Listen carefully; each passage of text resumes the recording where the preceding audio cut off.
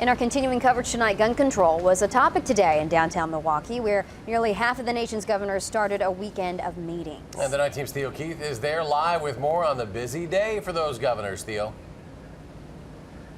Well, good evening to you, Eric and Michelle. After a day of meetings on topics from cybersecurity to health care, reporters gathered expecting Governor Walker to make a speech to his fellow governors. That didn't happen. What we got instead was a photo op. It looked like a biker rally at the Harley-Davidson Museum in downtown Milwaukee, except this one involved a few of the nation's governors. Governor Walker, former Governor Tommy Thompson, and about 100 combat veterans were among the group riding into Bruce Springsteen. Are you guys ready to have a good time?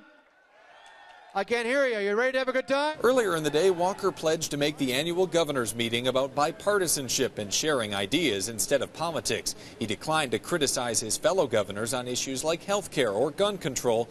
He and Colorado's John Hickenlooper both dealt with mass shootings last summer. The events were completely different, I mean, just completely different.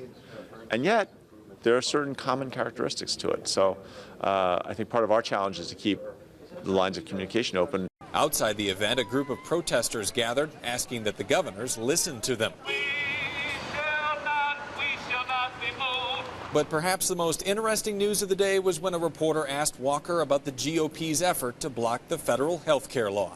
I mean, right now, I got my hands full being governor. I'm not real involved yet at the, strike that last word, I'm not involved at the federal level.